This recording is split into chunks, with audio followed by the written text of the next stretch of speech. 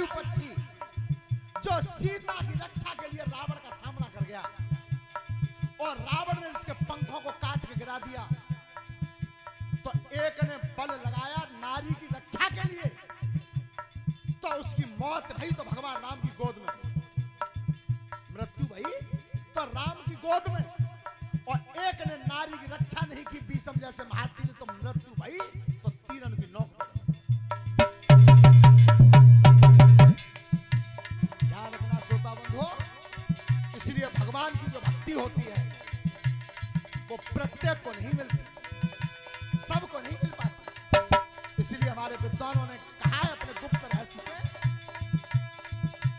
दिव्या काजर की,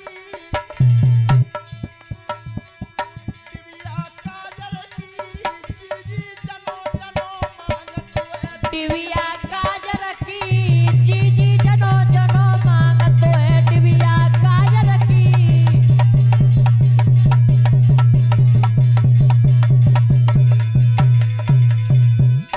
ध्यान रखना श्रोता बंधु, उस समय भगवान कृष्ण पांडवों को लेकर के चले गए। महाराज परीक्षित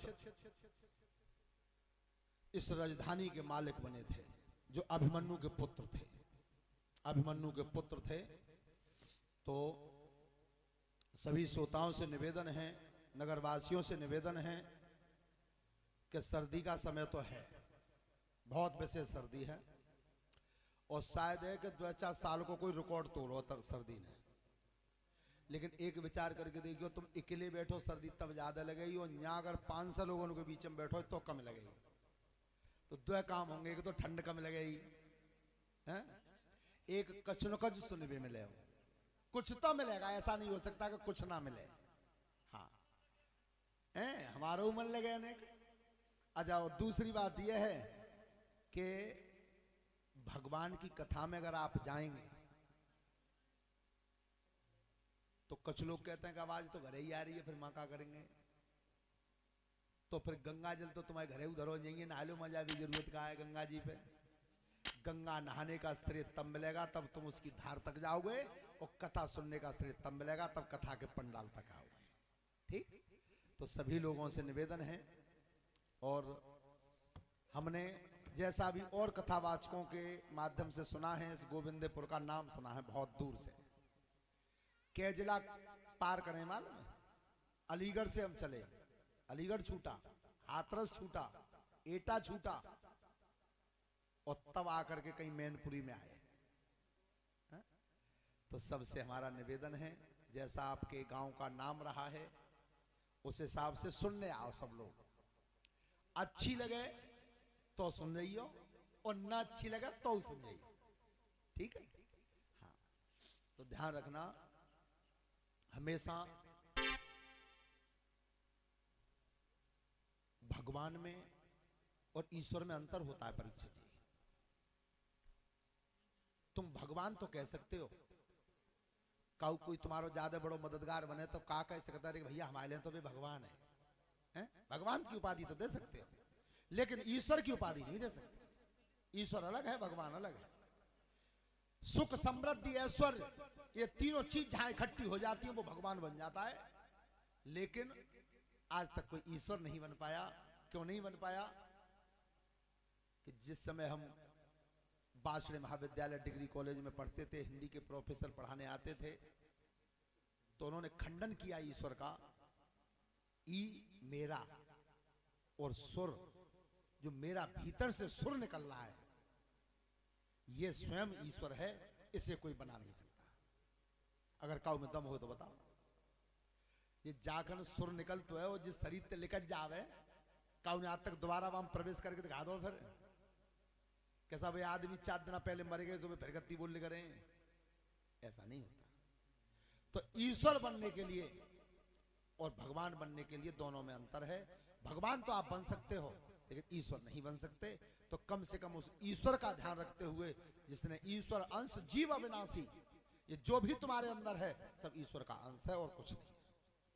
अब कुछ लोग विचार करते हैं कैसा वो ईश्वर है तो वो कितने लोगों को जिंदा रख सकता है, एक तरह की बात आती है।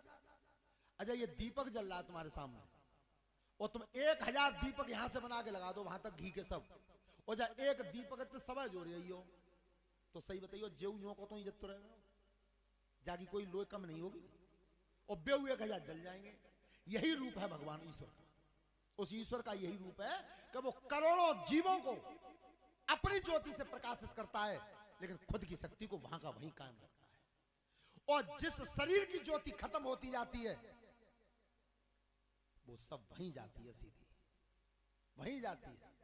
एक देखा हुआ तुमने कि वो कवि सम्मेलन जो आता है, बच्चे देखते होंगे मोबाइल पे, तो उसमें एक दिन एटा में कवि सम्मेलन हुआ है, जोगेंद्र सिंह के ने करवाया, जो जिलाध्यक्ष थे, अब भी हैं, 4 बार से हैं लगातार। तो उसमें एक प्रताप फौजदार कवि जी आए हैं, तो उन्होंने एक बहुत हंसी की बात कही है उसमें कि सबसे ज्यादा भैंस राखने की जरूरत पड़ती है अहीरों को, ये कही उन्होंने। और अगर का उतरे थे अहीर के जहां भैंसिया न रहे बिक जावे, तो देखो शब्द कितनी बार मुस्का के कहे कि अहीर भैंस दूसरे दिन लावे जरूर दिन में लावे।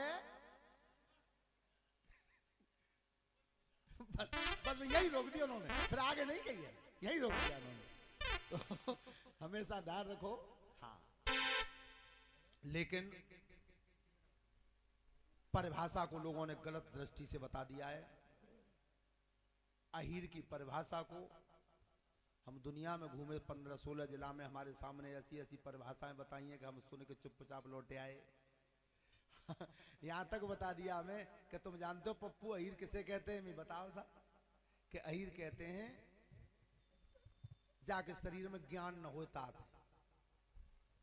मैंने कहा साहब तुमने तो जिबात सुनी है और मैं हमने और सुनी है कि कैसी सुनी है?